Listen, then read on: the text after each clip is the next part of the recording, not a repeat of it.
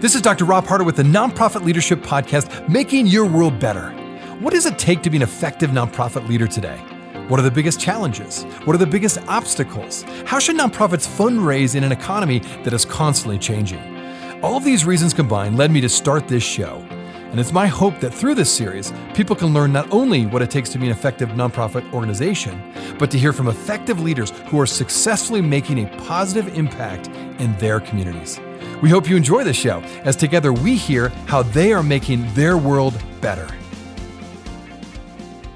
Well, welcome to the Nonprofit Leadership Podcast. Thanks so much for tuning in wherever you are. Thanks for joining us again for another great episode.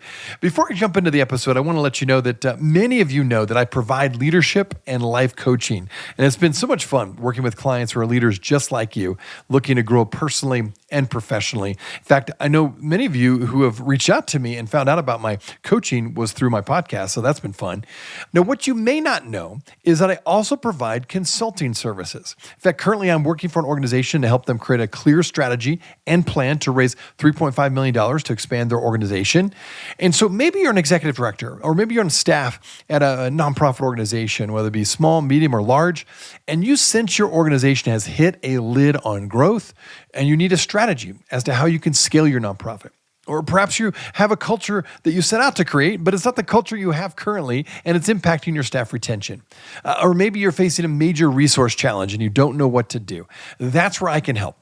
I come alongside leaders and organizations to create strategies to grow their organization and maximize their impact, both personally and professionally. So if your nonprofit needs help with fundraising, strategy, or operational effectiveness, reach out today. You can simply email me at rob@robharter.com. Again, it's rob@robharter.com. You can also call me. My number 435-776-5173. 435-776-5173. You can also go to my website, robharter.com, to find out more.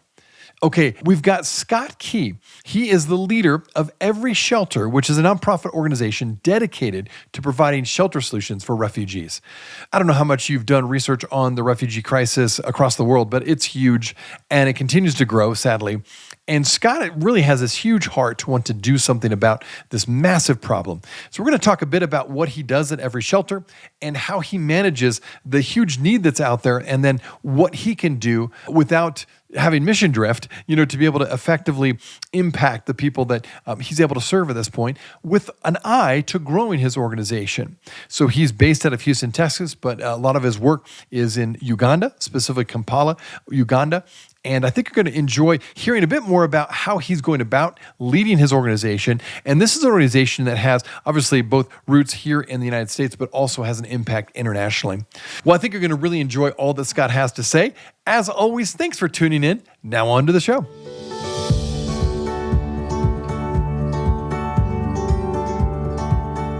This podcast is sponsored by DonorBox. DonorBox, helping you help others with the best donation forms in the business. Well, welcome to the Nonprofit Leadership Podcast. Scott, thanks so much for taking time to be on the show today. Yeah, really thankful to be here, Rob. Absolutely. Well, I have found it's always helpful for my listeners to get a real quick overview as to what you do and what Every Shelter is all about. So maybe just start with that. Let's give a quick summary of your mission and your organization. Yeah, so I always start with one statistic, and it's actually what got me into this work in the first place. But refugees, on average, will stay displaced for about 20 years. And if I had your listeners close their eyes and just imagine what a refugee shelter looks like, it probably doesn't jive with 20 years. And so that was really what drew me in when I got started with this. Every Shelter is all about helping refugees create home for themselves, and we're a little bit ambiguous on purpose with that, because 20 years you are creating home. Referring to them as shelters is not maybe fully descriptive of what, kind of the charge is. Yeah, well, with the work you're doing, there are many aspects I understand to it. What would you say are the top one or two things that you're really trying to solve? Because you're working with refugees, there's so many different layers to that. But yeah, what are you really trying to hone in on? Yeah. So really specifically, we work in refugee camp settings, refugee settlements. So when I talk to an American audience, when I say refugee, often what people are thinking of is resettlement. Refugees who have the opportunity to come live in the U.S. or Western Europe. And that is not what we're talking about. What we're talking about specifically is refugees who have crossed the border and are living most often in a camp or a settlement. And so A lot of our work focuses around kind of the local ecosystem around refugees shelter. So we ultimately want refugees to have safe, stable housing. The way that we do that is by investing in product development, local supply chains, and then refugee led markets in those camps. And so we have a few products that are kind of our origin. Yeah, we have a flooring system, we have a roofing tarp, and in both cases, the goal is for those to be made locally so that the local economy can benefit from the production of those things. In addition to that, we have our hardware stores, have shelter depots. We run hardware stores in refugee camps so that refugees have more agency over what it is they are, you know, needing for their homes. So if you juxtapose that to the way that aid often works in our context, in-kind aid distribution, it's very need and preference blind. It relies 100% on philanthropy to underwrite it. And our stores are an ability for refugees to be able to actually choose the things that they need and not me tell them what they need. And so those stores ultimately need to reflect back the needs of the community well. And those stores become really a platform for us to develop increasingly precise solutions for those communities. So the stores ultimately become a place for us to serve that community in their very, very specific needs. Well, and yeah, it is such a big issue. And I'm glad you narrowed that a little bit down. And one of the things you talk about when I looked into your website and some of the work that you're doing, you talk a lot about localization in the context of what every shelter does within the humanitarian system. Maybe you could talk a little bit more about that because I think that's unique. And I want to make sure my listeners understand what you mean by localization. Yeah, absolutely. Yeah, so I'll start with the kind of the counterbalance of that, which is the way that we've globally historically attempted to serve refugees is really through kind of a global mindset. The UN High Commissioner for Refugees has a catalog of products that are relevant globally, or at least in theory. Those are made in a factory somewhere and then brought in when a need is there. That may be an appropriate solution during what's called the emergency response phase of a refugee crisis. But when you consider that 20-year statistic, it just really doesn't work long term. And so, but when we say localization, we mean that very literally. We want, well, let me say it like this: the communities that surround refugees have the resources and the solutions to the needs that refugees have. And so sometimes we feel like our job is often, connecting dots that are just desperate to connect. Our stores are a really great example of that. We're making a platform or an access point to a local Ugandan business to the refugees' needs. So we really want to see, that economic benefit live close by. I'll give one specific example. In our store in the northern part of Uganda, in the Bidi refugee settlement, the second largest refugee settlement in the world, our customers there have a hard time acquiring certain products, grass, poles. There's been really rapid deforestation, and so at that store, we have invested in a model home, which looks exactly like the homes that they build for themselves in South Sudan, but it's substituting in products that refugee led organizations or Ugandan run businesses actually produce. So treated bamboo, a palm leaf product, et cetera. So when we say local, oftentimes we do mean hyper local. We mean these are South Sudanese refugees, which has different preferences than maybe a refugee from the Congo. And we want to make sure that those solutions are relevant to them.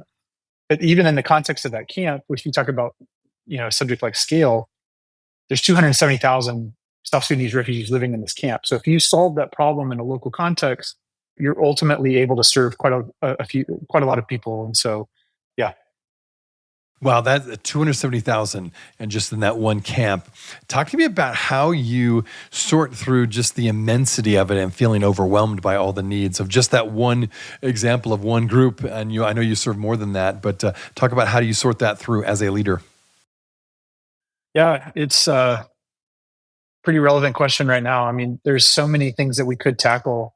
We've got a relatively small team, and so filtering and deciding what to pursue is ultimately a question that we always have to answer. Internally, we talk about the three R's. Is there a ripple effect with this product? Is there something about this pursuit that can kind of have an outsized, like, leveraged impact? Is there a revenue opportunity? And by that, we don't mean to us, but does this pursuit have the ability to potentially self-sustain itself financially if we pursue it? And then the other one is reputation. If we're successful in this pursuit, does that somehow build the credibility of the project and the team? And so we try to use that as a filter.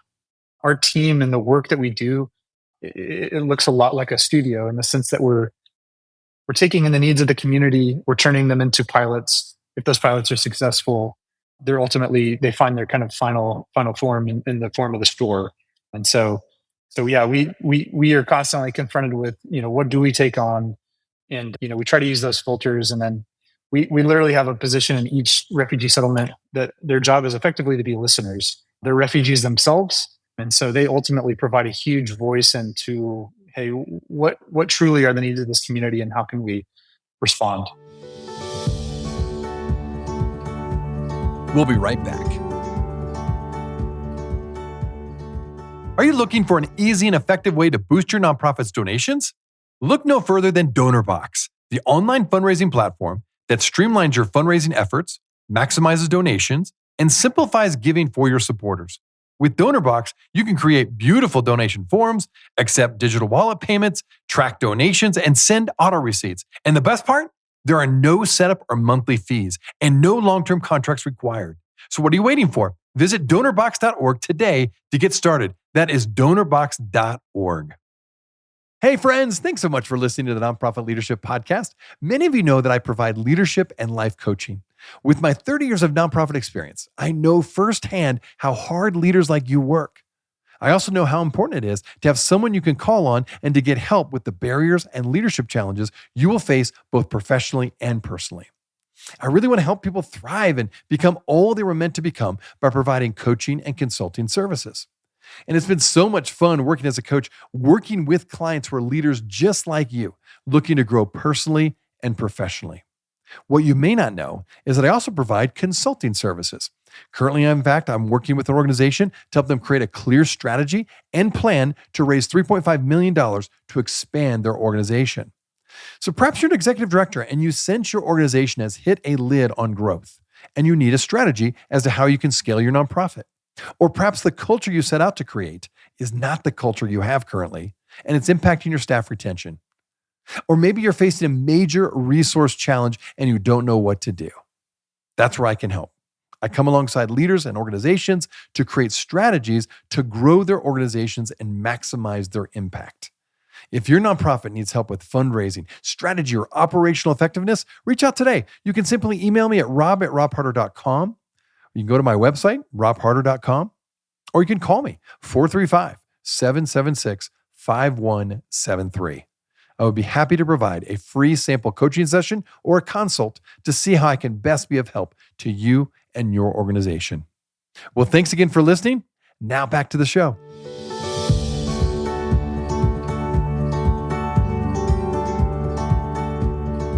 Well, I appreciate you answering that. I know mission drift is such a challenge for every nonprofit, and I'm guessing the bigger the needs and like what you're doing, it can be such a temptation to sort through what is really our mission and how much can we do sustainably with the staff you have and the resources you have. Now, one of the things I really was impressed with when I looked into what you do is innovation. You're a big believer in innovation for positive social change. I think it's a great focus. In fact, I have heard others in the nonprofit sector gently criticize the nonprofit sector as a whole, that we're not as innovative as we could be. And I think there's probably some fair, argumentation to that, and we can get better at innovation. So talk about that. Why are you so motivated by innovation for positive change? And give us an example of how you demonstrate how you're going about putting that into practice. I think it starts with understanding the space that you're working in quite well. So, I've referenced the 20-year statistic for a long time. There's an emergency response phase to a refugee's journey. There's a resettlement, a pathway to citizenship somewhere else down the line. We really exist in a space where we refer to it as the gap. And so it's a space that doesn't have many solutions, given kind of the political context in the hosting countries. A lot of existing development and aid strategies just really aren't relevant. And so all that to say, we're in a space that doesn't have a lot of answers. And, if we're going to solve these problems, we have to try new things, and so that's probably the impetus of the motivation for us. And I'll just kind of speak again, kind of to the contrary. Traditional philanthropy doesn't reward risk taking. And we definitely confront that on an annual basis. You find a lot of what I call vending machine philanthropy, where it's like, I put $1 in, I want a bag of chips to fall out. Hey, what are my guaranteed outcomes out of this activity? And I want to fund that. And to be sure, we have those as an organization, but we're often trying to attract funders who, want to take risks and understand that risk taking is necessary to solve the problems in our space. Vending machine philanthropy. I love that phrase. I think there's a lot of truth to that. I think it's something that people do deal with and struggle with. What have you found to be successful in, without just saying it outright, but to work around donors that maybe do have that mindset when they come to support your organization? How do you work around that and not also make people feel bad about, they're trying to do something, but you're trying to move them away from that into a bigger idea of what philanthropy really is? What's been working for you when it comes to development? I think if you thought about our typical donor profile, oftentimes they're business people. They're people who have probably taken big risks. And so you can speak that language to them. It's like, when you started or built your business, obviously there's kind of inherent risk taking in that because you're seeing an opportunity that you wanted to serve. And so that tends to be a good donor profile for us. But then two is we just have a track record of success that we can kind of lean on. And so even with people who may not be as accustomed to funding uncertain outcomes, our track record, it really speaks for itself in the sense that we really are kind of subject matter experts. We know our space really well, and we've got a body of work behind us that kind of points to maybe smart risk taking versus moonshots that aren't worth taking. So Well, and that's good to hear, and how you've been navigating through that. As you think about your nonprofit, I have a lot of people on this show that lead just local or community based or US based nonprofit organizations. You've obviously have this big international output of what you're doing, and your scope is larger than maybe your typical nonprofit. What led you to just make that decision? And what have been some of the challenges to make sure that you're able to manage that? Obviously, you're based out of Houston, Texas, as you mentioned, but yet you are impacting the world. How do you manage that well on a leadership side and a management side? oh, leading two offices, an international office, you mean? Yeah. It's a challenge. One, we have incredible staff and we try our best to take care of them. We desire continuity and we want to make sure that our leadership over in our other offices is just well taken care of. That's part of it. But we make it a point to be together every 60 days somehow. That's a big part of it. It does, and I'm very transparent with my team. It sometimes feels like building two organizations at the same time. And so trying to create a culture that's shared between the two offices as far as an organization goes, that's part of the strategy, is just trying to spend a lot of time together, as an organization, and just naturally leading an office in East Africa, one in the States, there's definitely some distinctions there. But making sure that we spend a lot of time as a leadership team being on the same page and leading with transparency and honesty and vulnerability. I mean, but prior to this, I've never had this many people on staff and never led an organization like this. And so we do have a culture, at least among the leadership team, of grace, and we're figuring this out together, and we're all working really hard. And hopefully the mistakes aren't too big when we do make them, but inevitably there will be some. So Well, I've read that you are guided by the idea that true fulfillment lies in giving back to society.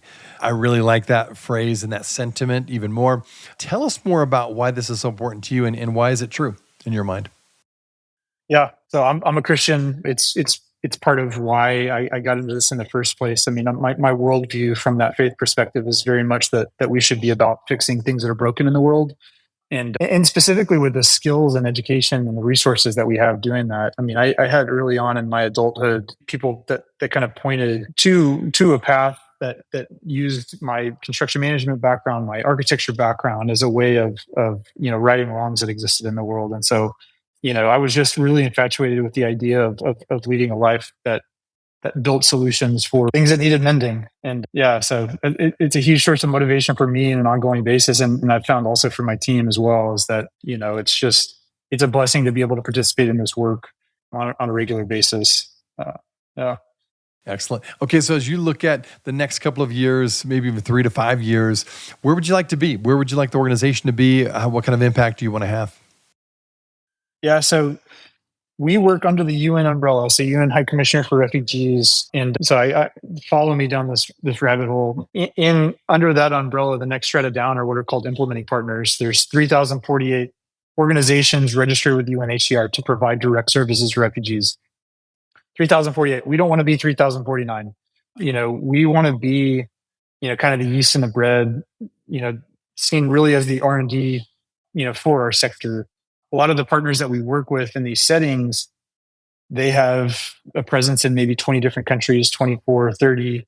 They already have kind of the infrastructure laid. We want to build the products and solutions that they scale across their platforms. And so we don't want to be a giant charity, but a lot of our work right now, in addition to the literal work that we do, is really trying to build that trust and credibility within our sector as, I hate the word thought leader. Sorry if anybody, is offended by that, but as good do leaders, as one of my board members says, we want to be, seen as a group that can be a resource, a trusted partner to build solutions that may be a bit out of the box. A lot of the organizations in our space, going back to an earlier point in the conversation, they're not really built for innovation and not built for risk taking.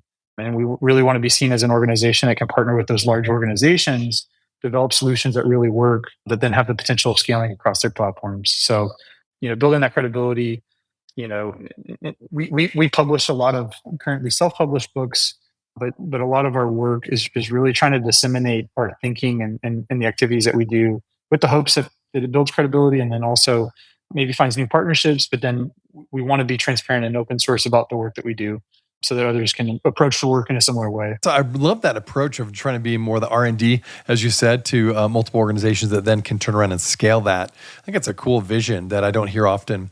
Most people want to grow their own nonprofit and continue to scale it. Okay, so as listeners are hearing this and maybe they're interested in finding out a little bit more about it, what do you need most right now in terms of your organization? What kind of support do you need? What would be most helpful? So we have a program called the Haven, which is our monthly donor community. Some people give as little as $10 a month, $30 a month. We have people who give thousands a month. But like I know a lot of your listeners are nonprofits, but yeah, I mean, I'm preaching to the choir. That level of kind of reliability and funding is huge for us. And so supporting the work in that way, I hope that as your listeners come away from this, they have maybe reformed the way that they understand the refugee context. What is a refugee? What is the more typical context? And so I think spreading awareness. There's 117 million people displaced in the world every year. That number goes up by a lot. We need good solutions. And so even just participating in some of that, sharing, what does it mean to actually be displaced? What does it mean to be a refugee? Kind of hopefully at the end of this conversation, they've at least reformed their own thinking a bit on that front. So Well, it's important work and development obviously is the lifeblood in many ways for many nonprofit organizations. If you don't have the money to fund your mission, you can't really stay in existence. When you look about just the time you've had with every shelter, what would you say does the landscape changed when it comes to development and fundraising? Particularly, you've got this international, application of your mission. How has perhaps, if at all, development changed for you and the way you approach donors? So we're 5 years old. So to say that it's changed for us, it may be more accurate to say, we're still learning the most effective strategies as it relates to funding our work. We've always had a really strong connection to individuals. So, major gifts, annual giving, that really forms kind of the bedrock of a lot of the work that we do. You know, in our world, in that sector, primarily the funding comes from institutional donors like the US government, UNHCR, but you're really not eligible for that funding until you've kind of baked the program into a level of sophistication and scale. And so that's really the pursuit. Our stores are starting to be eligible for that type of funding, which is great. But for us, it's telling the story well of the work that we do, trying to bring people into like a lot of nonprofits, trying to bring them into that story, and there's a lot of things to care about in the world, and we hope always to find new people who might form a new passion like we have about refugees and helping support them for the long haul. We have for my listeners, I always like to ask this of my guests, how can people find out more about you and more about your organization? Like, where would you send them? Yeah, I mean, if you're Houston based, we have kind of a series of events. We're starting to do more and more lectures with Rice University's Baker Institute, for example. So if you're local to Houston, which I'm sure most of your listeners may not be, that's a great resource. Sign up for our newsletter list. We try to not make that a spammy thing. There's always interesting things that we include in the newsletter that might be interesting for you. But yeah, signing up for the newsletter, participating in our events, kind of maybe the standard course for a lot of nonprofits. But yeah. Okay. No, sounds good. Well, thanks for all you're doing. I think you've got a really big task in front of you, but boy, trying to serve refugees that have been completely displaced, their world is upside down in many ways. Thank you. Thanks for what you're doing. That's a really noble task, and best of luck with all you're doing. Appreciate it. Thanks for having me on again. Hey, friends. Well, I wanted you to know that this podcast can be found on iTunes, Spotify, Amazon, Google Podcasts, and wherever you listen to other podcasts. I also want to encourage you to like, subscribe, and share this podcast with others. This will actually help us get this great content out to more nonprofit leaders just like you. You can also join the Nonprofit Leadership Podcast community. Find other resources and interviews of past guests all on my website, nonprofitleadershippodcast.org. Well, thanks again for listening. And until next time, keep making your world better. And don't forget to subscribe to my YouTube channel, the Nonprofit Leadership Podcast. Go to YouTube and look up Nonprofit Leadership Podcast. We'll see you there. This podcast is sponsored by DonorBox. DonorBox, helping you help others with the best donation forms in the business.